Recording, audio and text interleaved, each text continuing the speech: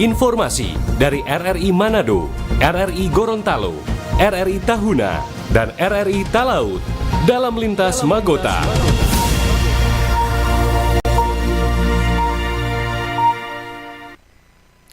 Pukul 17 waktu Indonesia Tengah, Radio Republik Indonesia dengan berita Magota Manado Gorontalo Tahuna Talaut hari ini diisi Kamis 8 Mei 2025.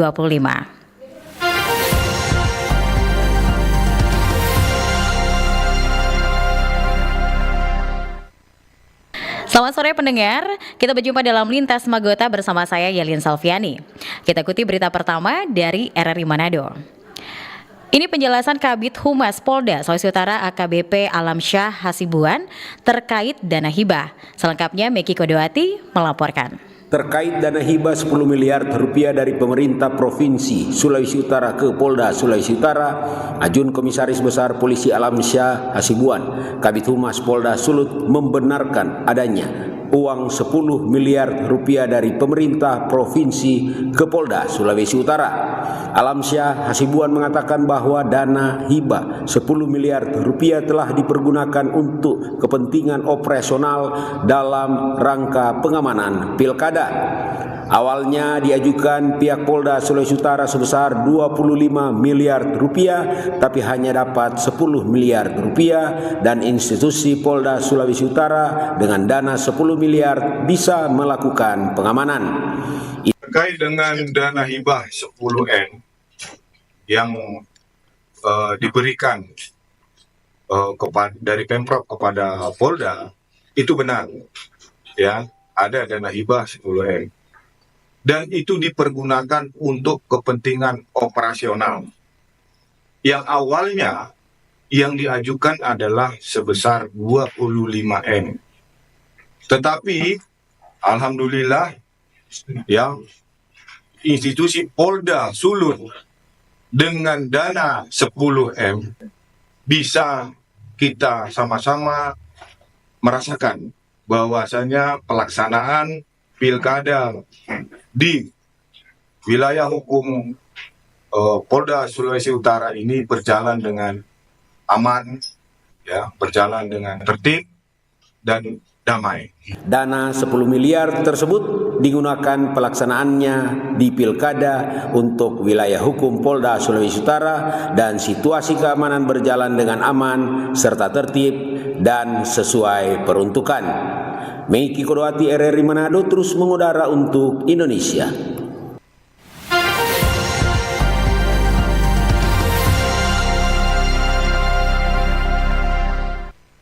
Masih dari Manado pendengar, di Telantas Polda Sulawesi Utara salurkan bantuan kepada korban banjir di Kelurahan Pakoa.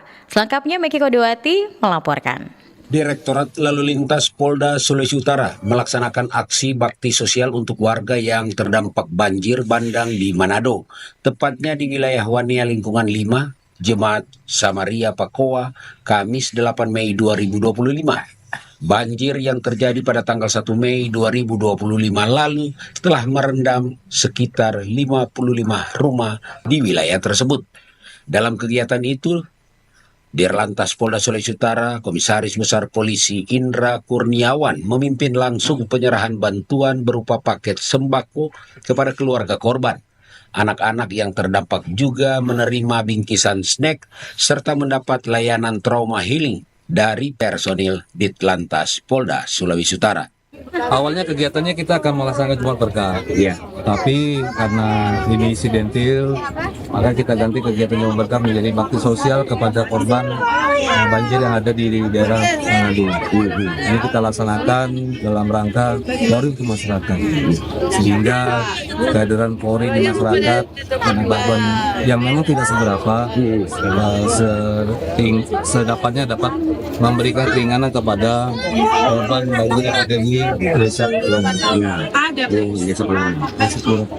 Ya, mungkin tidak seberapa, tapi ini sangat bermakna kepada mereka yang menggunakan. Ya, tujuannya kita bagaimana Polri juga hadir ke masyarakat, sehingga kita juga mengetahui bagaimana masyarakat yang terdampak korban banjir kita bisa bantu untuk bantuan yang kita berikan mungkin belum mencukupi bagi mereka yang memiliki korban banjir.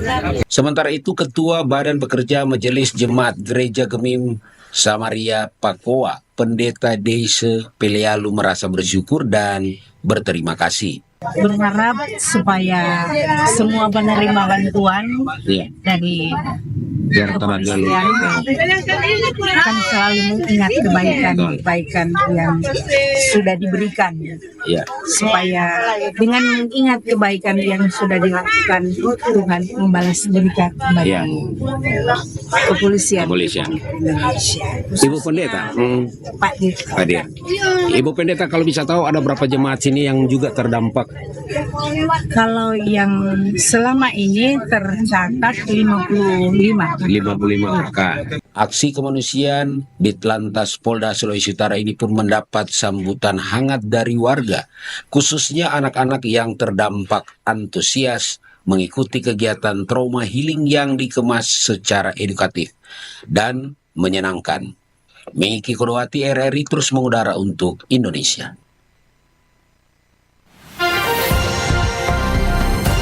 Lintas Magota, Manado, Gorontalo, Tahuna, dan Talaut.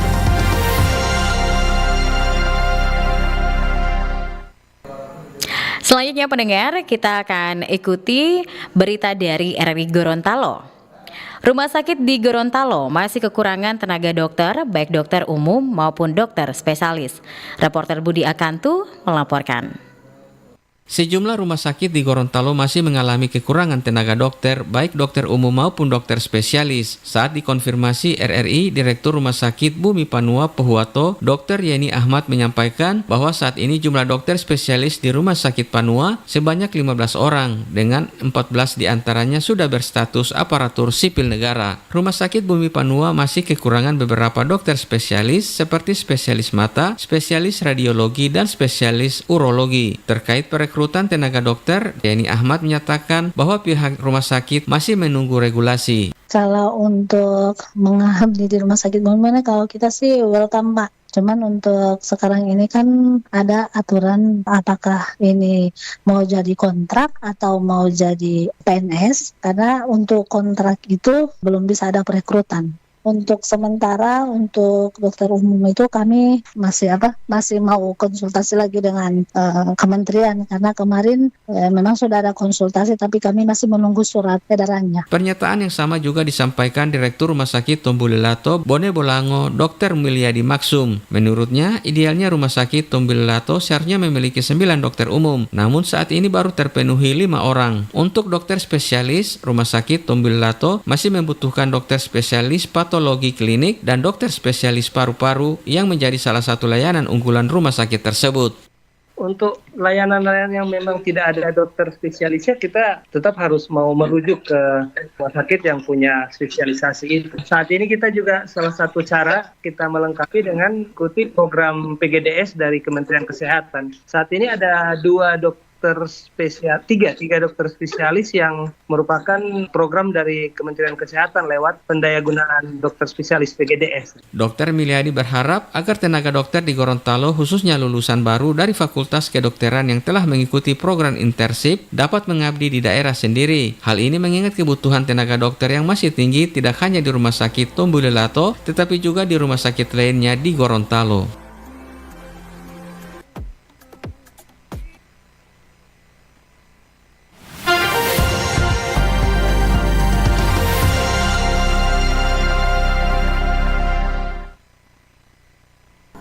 Berita selanjutnya pendengar masih dari Gorontalo.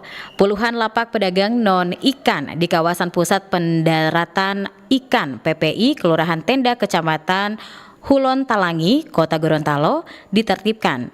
Satpol PP Provinsi Gorontalo menertibkan seluruh lapak pedagang non-ikan di Pusat Pendaratan Ikan PPI Kelurahan Tenda Kecamatan Hulon Talangi, Kota Gorontalo. Pembongkaran lapak yang dibangun di kawasan PPI tersebut dipimpin Kepala Satpol PP Provinsi Gorontalo Taufik Sidiki. Saat penertiban, pemilik lapak hanya pasrah melihat lapak mereka yang telah ditempati bertahun-tahun tersebut diangkut anggota Satpol PP. Salah satu pedagang, Widya Rahim, mengungkapkan sejak 2007 dirinya sebelumnya telah berdagang di lokasi tersebut. Ia mempertanyakan lokasi baru yang akan ditempati tidak sesuai, bahkan cenderung lebih mahal biaya sewa.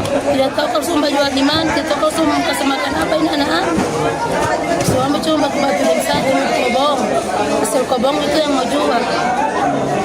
Ada cuma mau kasih jual ke sentral, tapi tidak layak untuk orang itu. Kecil tanpa baru mahal itu dapat sewa. Mahal. Sementara itu, Kepala Satpol PP Provinsi Gorontalo Taufik Sidiki mengungkapkan penertiban lapak non-ikan di PPI ini berdasarkan peraturan daerah. Ia mengakui sebelum penertiban, dinas terkait juga telah melakukan pemberitahuan kepada seluruh pedagang non-ikan yang menempati kawasan PPI tersebut. Ya, Satpol Provinsi diharapkan untuk membackup dan alhamdulillah beberapa tahapan yang sudah diselesaikan oleh Dinas Perikanan. Nah, kami tinggal melihat sudah sejauh mana dan alhamdulillah kami sudah tiba, mereka juga sudah dengan kesadaran membongkar lapak itu sendiri. Dan ini pun sudah ada pembicaraan dengan Kota Madia bahwa mereka juga akan ditempatkan di sentral sana dengan jumlah yang ada di sini. Ya kira-kira sekitar 60-an ya. 60. Itu juga hanya penjual sayur. Pada saat proses pembongkaran berjalan lancar, tertib dan tanpa ada perlawanan dari pedagang. Pebiriawan melaporkan.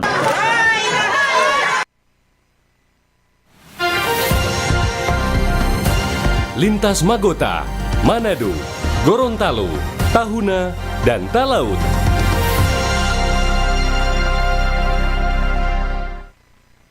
Selanjutnya pendengar, kita ke berita RRI Tahuna. Setiap kelurahan dan desa di Sangihe harus ada koperasi merah putih. Selengkapnya Alexander Dalengkade melaporkan. Koperasi Merah Putih bakal hadir di setiap kelurahan dan desa di Kabupaten Kepulauan Sangihe. Buktinya, Dinas Koperasi Daerah Kabupaten Sangihe Selasa 6 Mei 2025 melaksanakan sosialisasi kepada pimpinan wilayah kecamatan bersama lurah dan kepala desa, perwakilan dinas badan serta notaris. Pelaksana tugas Kepala Dinas Koperasi Kabupaten Sangihe, Dr. Sony Kapal mengatakan sosialisasi akan dilaksanakan di semua kecamatan secara bergantian. Nantinya, usai sosialisasi akan ditindaklanjuti dengan musyawarah desa, di mana sesuai ketentuan satu desa, satu koperasi merah putih. Sesudah sosialisasi ini, maka akan ditindaklanjuti dengan musyawarah desa. Kenapa musyawarah desa? Karena setiap desa hanya satu. Sementara ada desa atau kelurahan atau provinsi ini tingkat kampung, ada DP kampung atau kelurahan koperasinya ada di malah di kampung sini, di kecamatan Tahuna, di kelurahan Salvena ada berapa koperasi, kelurahan Salvena juga ada, di Tonak, Tonak 1, Tonak 2 ada banyak koperasi. Tapi koperasi merah, koperasi desa, kelurahan merah putih tiap itu cuma satu. Lanjut dikatakannya, target koperasi merah putih di Indonesia ada 80.000, sementara di Kabupaten Kepulauan Sangihe ada 167 koperasi. Alexander Dalengkade melaporkan.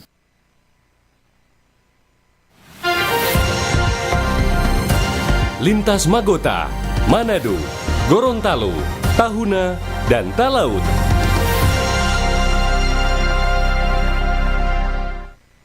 Mengakhiri berita Magota, Manado, Gorontalo, Tahuna, Talaut hari ini, kita ikuti berita terakhir dari RRI Talaut. Pemerintah Kabupaten Talaut jalin kerjasama dengan awak media guna mempublikasikan program pemerintah. Selengkapnya Marzuki Mangero melaporkan. Pemerintah Kabupaten Kepulauan Talaut melalui Dinas Komunikasi Informatika dan Statistik menjalin kerjasama dengan media, baik media cetak, online, dan media elektronik. Kepala Dinas Komunikasi Informatika dan Statistik Stella Bintiar menjelaskan ada sebanyak 27 media yang menjalin kerjasama dengan pemerintah daerah. Ia menjelaskan pentingnya dukungan dan peran media massa dalam mempublikasikan dan menyebarluaskan informasi mengenai program, kegiatan, dan kebijakan pemerintah daerah kepada masyarakat. Berharap agar semua kegiatan dari pemerintah daerah itu bisa diliput dan dipublikasikan agar masyarakat, baik itu masyarakat yang ada di Kabupaten Kepulauan Talaut maupun yang ada di luar Kabupaten Kepulauan Talaut bisa mengetahui kegiatan-kegiatan dari pemerintah daerah yang ada di Kabupaten Kepulauan Talaut. Dan juga mari kita bersama-sama bekerja sama antara teman-teman media, dan pemerintah daerah untuk bersama-sama kita membangun Kabupaten Kepulauan Talaut yang sama-sama kita cintai. Ia berharap melalui kerjasama ini dapat meningkatkan hubungan yang harmonis antara pemerintah dengan para awak media, dan paling utama melalui kerjasama tersebut Kabupaten Kepulauan Talaut semakin maju. Dari Kabupaten Kepulauan Talaut, Marsuki Mengero terus mengudara untuk Indonesia. Sekian pendengar berita Magota Korwil 5 hari ini Manado Gorontalo Tahuna Talaut edisi hari ini Kamis 8 Mei 2025. Saya Lin Salviani, selamat sore.